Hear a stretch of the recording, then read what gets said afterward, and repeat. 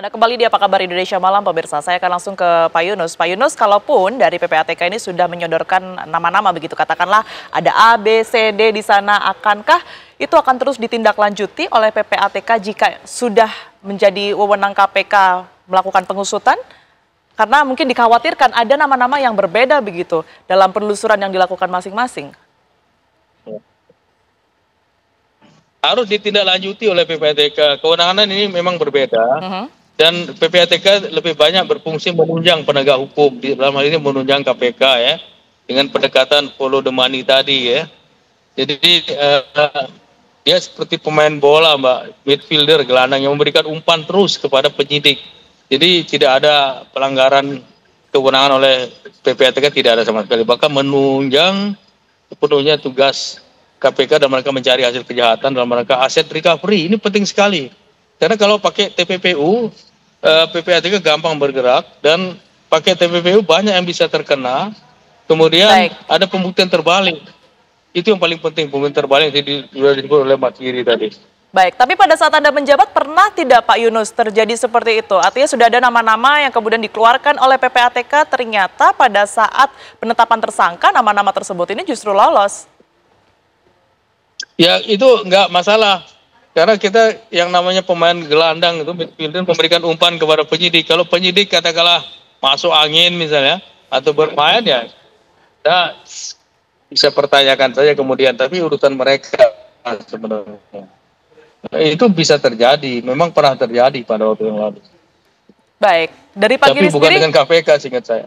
Bukan dengan KPK. Baik, saya konfirmasi ke KPK ya kalau begitu. Ini sebenarnya pernah terjadi tidak Pak Giri?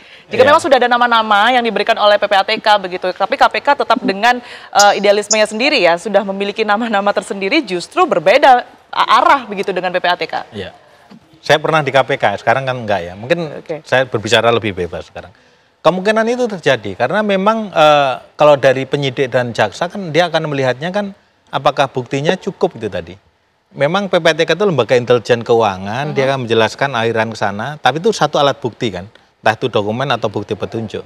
Kemudian membuktikan bukti tambahan lain, dua alat bukti yang cukup, mungkin saksi atau mungkin saksi ahli dan lain-lain. Ya, jadi saksi ahlinya dari PPATK. Dan idealnya memang semuanya harus ditindaklanjuti. Jadi apa yang disampaikan Pak Yunus, mungkin Pak Yunus punya pengalaman sendiri ya, karena memang beliau ini kepala PPATK. Jadi memang ini ujian bagi KPK untuk bisa imparsial ya. Nanti ini kemana arahnya, saya pikir ini saatnya KPK untuk melakukan rebound ya. Melakukan rebound. Setelah kita babak belur di revisi undang-undang, kemudian orang disingkirkan termasuk saya begitu kan butuh rebound ini. Dan ini menumbuhkan harapan lagi sebenarnya. Oke, baik. Kalau dengan kasus seperti ini, sebenarnya pola yang mungkin saja terjadi ini seperti apa sih Pak Giri? Karena kan kita ketahui di kasus yang sebelumnya, di mana 8 orang tersangka itu sudah ditetapkan, ternyata sudah tahun 2019. Dan dalam waktu dekat informasinya Menteri Ketenagakerjaan sebelumnya dan juga saat ini juga turut diperiksa. Anda melihat arahnya seperti apa? Akankah menyentuh pejabat-pejabat pada kementerian begitu? Kalau saya tidak mengetahui secara persis ya, yang alat bukti yang dimiliki oleh KPK saat ini ya. Tapi memang kalau kita melihat pengenaan pasal 64 KUHP di mana itu ada pengulangan gitu ya. Mungkin dia memikirkan hal itu. Jadi memang terus kemudian ada turut serta pasal 55 dan 56 itu. Ini menarik sebenarnya untuk diikuti nanti akan sejauh mana kasus ini akan berjalan. Tapi memang dari kasus-kasus besar yang dibongkar KPK itu yang bermula dari OTT itu bisa sampai jauh gitu ya. Kecuali nanti penyidiknya kena TWK lagi begitu. Oke, baik. Saya ke Pak Yunus. Pak Yunus, kalaupun kasus ini nantinya juga akan turut memeriksa ya pejabat-pejabat dari kementerian, baik itu kementerian yang sebelumnya maupun juga saat ini, akan sejauh mana ini bisa transparan menurut PPATK? Memang transparansi salah satu prinsip yang penting dari bukan saja corporate governance, juga public governance, termasuk PPATK dan KPK. Kalau ada transparansi, orang tidak bisa bermain, karena orang bisa diawasi oleh orang lain. Kasus di Kemenaker ini kan karena prosesnya tidak transparan. Biaya nggak transparan, syarat nggak transparan, jadi waktu pun kurang transparan, jadi bisa dimainkan harga itu. Nah, PPATK kerjanya pun harus transparan, dan memang nggak bisa hasil pemeriksaannya diberikan kepada publik.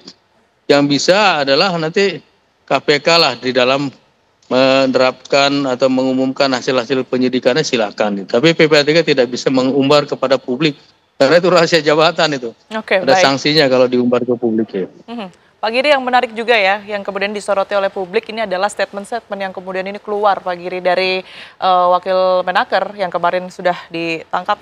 Ini menyebutkan bahwa hukuman mati untuk koruptor dan lain sebagainya ini sangat-sangat kontradiktif dengan apa yang kita ketahui hari ini.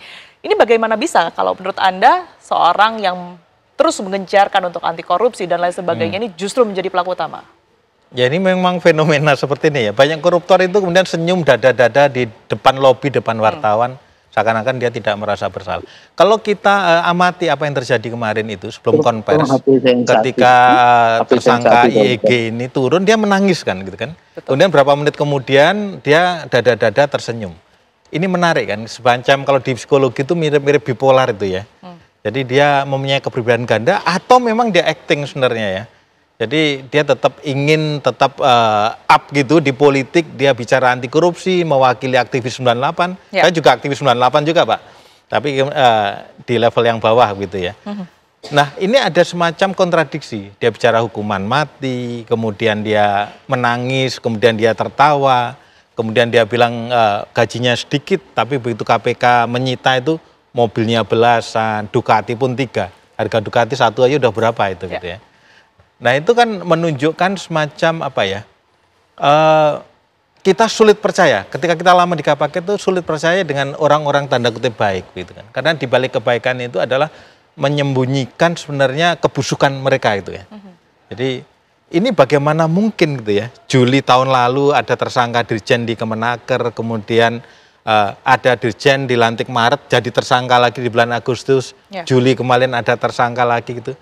Dan saya pikir entah itu birokrat atau politikus, mereka pandai berakting seakan jadi orang-orang baik gitu kan. Jadi disinilah sebenarnya pentingnya integritas Mbak. Integritas itu kan dalam kesendirian dia memimpin dirinya gitu kan. Bagaimana dia memutuskan suatu gitu kan, mau korupsi atau tidak, minta suap atau meras segala macam. Ini kan nggak bisa dideteksi oleh sesuatu yang formal ya. Upaya-upaya pencegahan, fakta integritas dan lain-lain. Cara yang paling efektif ya OTT gitu. Jadi ya cara yang efektif data-data PPATK, cara yang paling aktif lifestyle check gitu kan. Kita ikuti di rumahnya, dia ke kantor pakai mobil sederhana, di rumahnya mobil mewah banyak, kemana dia ATM, dia rumahnya di mana saja, dan lain-lain. Itu bisa diikuti, bisa dipetakan, dan biasanya ada kontradiksi di sini. Jadi kita akan berpikir rasa, kok ternyata gitu ya. Bahkan ada yang menyindir dengan kata-kata ataupun juga diksi, jangan-jangan ini nggak tahu ya apa yang dia lakukan, ini tidak sadar begitu. Sebenarnya arahnya nggak ke sana ya, nggak mungkin mereka nggak tahu batasan ini boleh atau hitam putihnya apa yang ia lakukan. Kalau 16 tahun di KPK, saya bisa berkesimpulan mereka hanya pura-pura tidak tahu. Karena uang korupsi isi money itu mungkin nikmat bagi mereka ya. Jadi istilahnya acting-acting itu dipandang bisa mengecoh KPK, tapi kita kan penyidik kan cukup lama memahami pola semacam ini, jadi kita nggak mudah percaya. Baik, Pak Giri, Anda melihat kasus ini secara keseluruhan, seberapa mungkin ini juga akan membuka mereka-mereka yang bernasib sama seperti Noel, artinya mengetahui tapi membiarkan, ternyata sudah lama terjadi, bahkan sudah menggerogoti tubuh kementerian sebelum-sebelumnya, tapi banyak juga kok yang tahu tapi tidak melapor?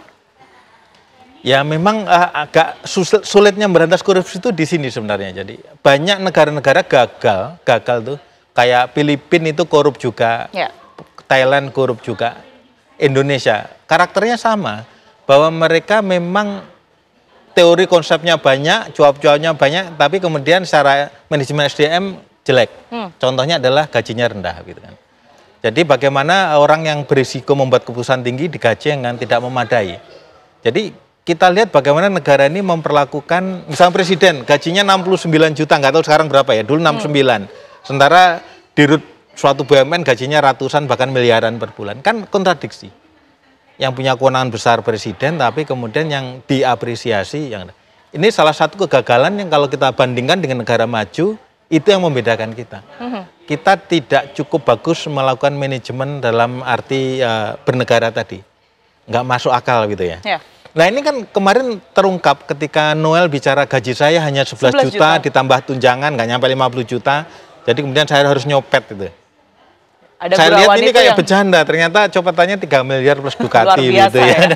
Baik, saya ke Pak Yunus. Pak Yunus, PPATK memang membaca dengan angka-angka dan juga transaksi, tapi bagaimana mendeteksi seseorang mungkin menerima dana yang tidak terlalu besar seperti yang kita ketahui hari ini 3 miliar ataupun di bawah itu begitu ya. Namun ia mengetahui adanya transaksi yang tidak beres di satu kementerian atau mungkin di instansi lain. Jadi PPATK memang lebih fokus pada follow the money, melihat transaksi-transaksi itu ya. Dan untuk bagaimana pengetahuan dia si pelaku mengenai yang terjadi di Kemenaker misalnya ya, itu lebih banyak dari pengakuan mereka atau dari pemeriksaan oleh KPK sendiri gitu. Jadi tadi saya sebutkan data transaksi kalau dihubungkan dengan data komunikasi dengan hasil pemeriksaan itu akan banyak sekali berbunyi, akan menemukan banyak alat bukti, bukan saja bisa menambahkan tersangka lain, misalnya uangnya lari lagi ke orang lain, ke pejabat yang lebih tinggi, pejabat yang lama, bisa saja. Kalau ada 2 bukti permulaan ya, 2 bukti alat bukti permulaan yang cukup, bisa dinaikkan menjadi penyidikan, bisa jadi tersangka baru. Baik, tentunya tindakan yang kemudian ini kita tunggu-tunggu untuk para mereka yang sudah ditetapkan sebagai tersangka ini ya, seadil-adilnya tentunya masyarakat berharap pada seluruh penegak hukum untuk menindak ini semua. Terima kasih banyak Pak Yunus sudah bergabung bersama kami melalui sambungan Zoom, dan juga Pak Giri yang sudah menyampaikan seluruh perspektifnya pada malam hari ini. Selamat malam, semuanya sehat selalu.